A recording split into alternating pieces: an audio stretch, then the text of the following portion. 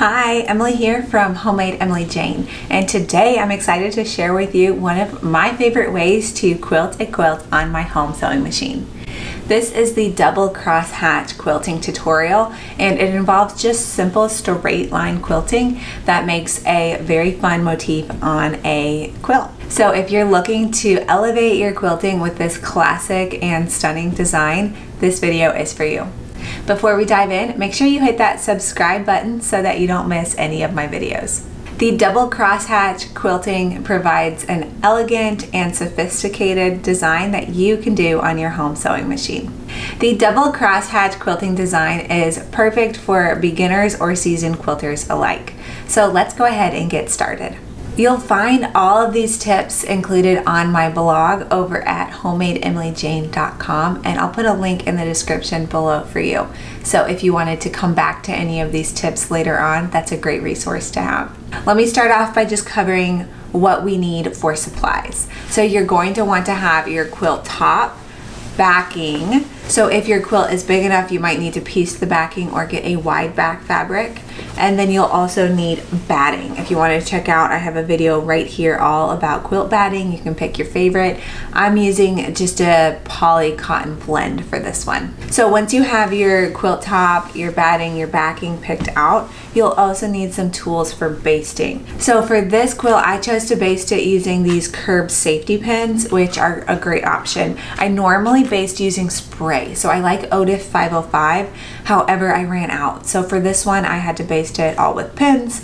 I also recommend marking your lines. So for marking the quilting lines, I use a Hera marker and a long ruler.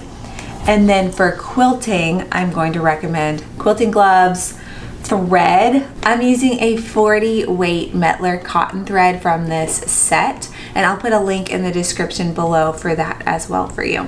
And finally, I'm going to recommend a nice sharp needle on your sewing machine and a walking foot for your sewing machine as well.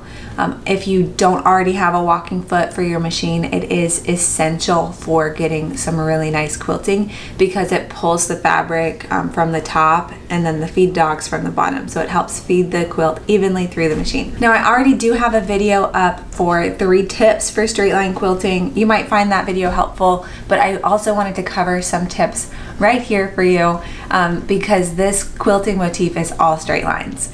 So in order to really succeed with the double crosshatch quilting technique, you're going to want to perfect your straight line quilting. One of the biggest tips I have for you is to use a walking foot on your machine, which I just talked about. Also using quilting gloves. These are very inexpensive. They add grip to your fingertips so that you have a lot more control over the quilt as you feed it through the machine. You're going to want to perfect your consistent stitch length so you're not pushing the quilt through the machine, making the stitches too long, and the quilt's not getting hung up anywhere, making the stitches too short. So you can do that by staying relaxed and letting the machine feed the quilt through on its own timing. I like to set my stitch length to a 3.0 for quilting. I think the default on my machine is 2.5, but I like a little bit longer stitch when I'm quilting layers together, like with the batting in between. You'll find out what stitch length you like just through practice. And finally, my last tip for straight line quilting is practice on a smaller project first. Through this tutorial, I'm showing you on a lap size quilt or a small throw quilt. It's 60 inches square, and it is kind of large for feeding it through a machine, especially if you don't have a large throat space like mine. So I recommend trying it on a small project like a mini quilt or a tote bag, or maybe even a baby quilt, which might be a little bit bigger. Practicing skills and learning new techniques on a small project is a really great way to gain confidence in your skills before you start in on something larger.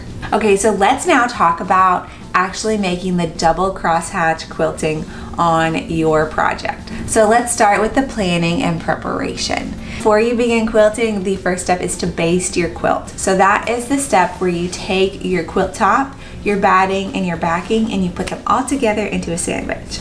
If you need tips for that, I have a video right here that you can reference. I shared earlier, I normally like to use spray based. For this one, I just used pins. There are merits to different options, so whatever method you choose is fine, as long as you are comfortable with whatever method you choose. Having a quilt basted very well is going to lead to success later on, so really focus on learning and getting that step down right first. The next step is to plan your design. We already know we're going to do a double crosshatch quilting.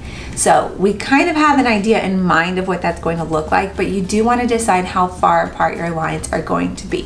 For this quilt, I'm doing them 3 inches apart for the initial grid, and then I'm going to come back in later stitching a 1/2 inch away from those first lines. So you can kind of vary how large you want your grid to be. If you're doing a smaller project, you might make it closer together. If you wanted to do a larger project, you could make them even further apart. I think even up to like 6 inches would be kind of nice. You do want to check your batting to make sure that you're not quilting too far apart for that batting specifically. So that's just one thing to keep in mind. Once you've decided how far apart you want your lines, you're going to go through and mark the lines. I personally use a hair marker and a long ruler to mark the lines, and I do the entire first grid marking every single line. Some people might just mark one line and then use the guide on their sewing machine for the remaining lines to do them evenly spaced. I personally find that my lines are not as straight when I do that method, so that's why I like to mark every line with the hair marker. You can also use other marking tools. However, I really like this because it just leaves a little crease in the fabric and I don't have to worry about it washing out or coming back later. If I use, sometimes the heat erasing pens can come back with cold. So just something to keep in mind. There are lots of marking tools out there. This is my personal favorite. And I'll mention all of my favorite tools like this hair marker, rulers, quilting gloves, pins, etc. Everything that I love for quilting is linked in my Amazon storefront. So I'll put a link in the description below to my Amazon storefront and you can kind of check out some of my favorite items and hopefully it'll inspire you. Are we ready to start quilting? So I do my diagonal crosshatch quilting design in 4 sets of lines. So we're going to do the first set. I've already stitched the first set on this quilt just to make making this video a little easier for me. And so the first set of lines that I've quilted is just diagonal from one corner of the quilt to the other. So maybe if I turn this around, it might be a little easier to see. I'm using a cream thread, so it might not show up super well. But I've already gone ahead and quilted one set of diagonal lines just from one side to the other. And for this quilt, it is a square. I started at one corner in the center and stitched all the way down, and then from the inside out to the corner. So from the longest lines all the way to the smallest lines. And then I rotated the quilt and I did it the opposite side. So starting at the longest sides in the center, working my way out. And once you've done the first set of quilting lines, that's when you can remove your pins if you used any, or any basting if you want to, because the quilt is now pretty much held together. One of the reasons I like to do it in 4 sets of lines is because if you get tired or wore out or in a time crunch, you can be done quilting after any set of lines that you choose. So technically this quilt is quilted. However, I'm not done yet. I'm going to go ahead and do 3 more sets of lines. As you're going through and doing your first set of lines, I really want you to pay a lot of attention to the basting and how well the quilt was basted. As you go, you want to make sure that you're not getting any puckers on the back and that the fabric on the front and the back is nice and taut. If you do run into any issues, you want to fix them now before you progress on, because it will only make the issues worse as you do more sets of lines. Once you've quilted that first set of lines, that's when I like to come in and mark the second set of lines, which is the opposite diagonal. So we've already done the lines this direction. Now I'm going to come through and go this direction. I went ahead and marked them already using the hair marker, and now I'm ready to get to quilting. So let's bring this over to the sewing machine and I'll show you how it's done. So as I mentioned earlier, I'm going to start in the center of the quilt and then work outwards. So as I go, the lines are going to get shorter and shorter, and these first few lines are going to be the longest ones. So I've already marked my lines. They're every 3 inches apart. You can kind of see a faint line in here. I have a nice full bobbin, my walking foot on my machine, and the machine is threaded with a nice sharp needle. So I'll go ahead and just get started quilting. So I start off maybe about an inch off the edge of the quilt, maybe a ½ inch. I make sure to set it so that when the machine stops, the needle is down. That way, every time I readjust, the needle stays in place. So when I want to move my hands, the needle stays where it's supposed to be and I can just readjust. Depending upon the size of your project, you might need to roll your quilt to fit through your machine. I know I have tons of space here. Most machines stop like here, so you might need to roll the quilt quite a bit in order to get it to fit in your machine.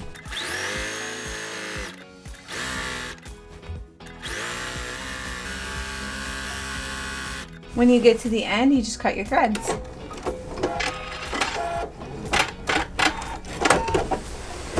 And then I'm going to go ahead and start moving closer towards the corner of the quilt. So I'll just move the whole quilt back through. It helps if you tend to keep the quilt rolled up as you go. And just roll it slowly, unroll it slowly as you go. So now I'll go ahead and just continue quilting each line all the way to the corner of the quilt.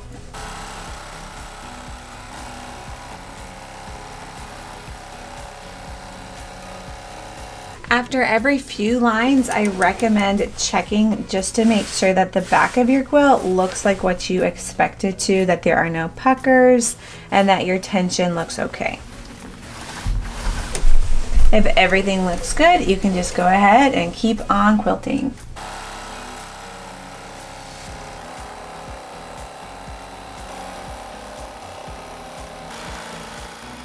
So once you've done from the center all the way to the corner, you'll go ahead and rotate your quilt to find the other side. So now we're starting in the center again, working this direction. So we've already done from this side over, and we're going to go from here over towards the other corner, again starting with the longest lines, and then the lines will get smaller as we go.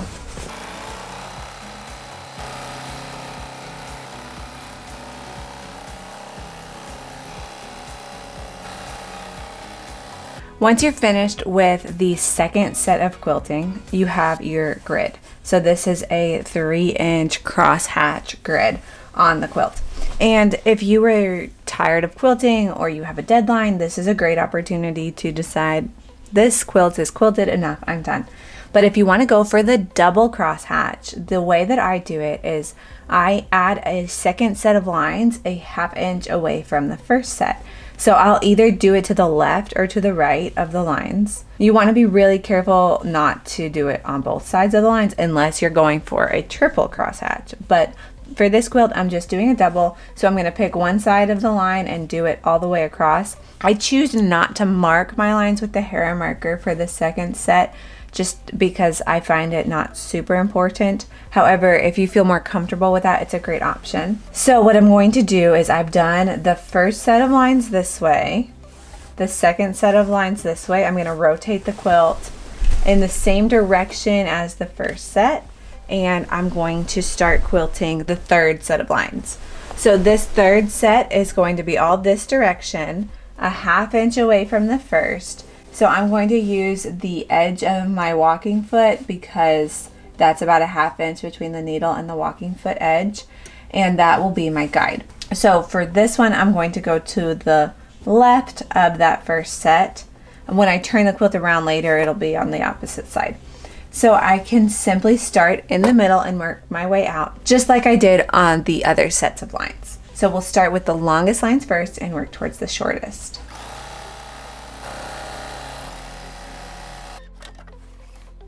And just like I did on the previous set, I'll go ahead and stitch from the center all the way to the end, and then I'll rotate the quilt and stitch from the center all the way to the other corner. So to continue the third set of quilting lines, which is this line and this line, I'm going to use the opposite side of my foot, so this side, the left side, as my guide. If you lose track and you're not exactly sure, you can take a ruler out and measure to find which set was your 3 inches or your first grid, and then figure out where that second grid needs to be. And I'll continue this third set of quilting lines all the way from the center diagonal to the corner of the quilt.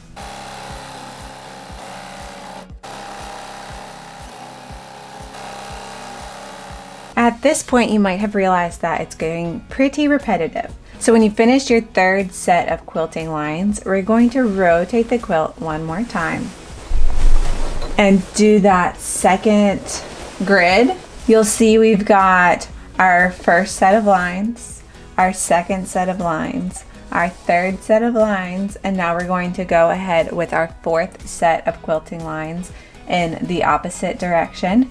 This will wrap up our double crosshatch grid once we have our next set in here. And that's where I'm going to stop for this tutorial. However, you could then go back and add in a third set if you wanted even more texture. So I'll let you decide however much quilting you want to do for your quilt. But for this one, I'm going to go ahead and add in that fourth set of quilting lines.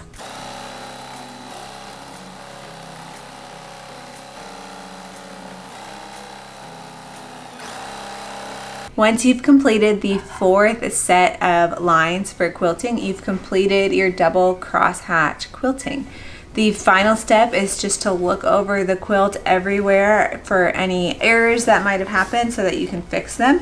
And then if everything looks good, you are ready to trim off the excess and bind your quilt. So I hope you found this tutorial super helpful. Please drop a comment below if you have any questions. I'd love to help answer them for you. And visit homadeemilyjane.com for lots more quilting tips, tricks, and tutorials. Happy sewing!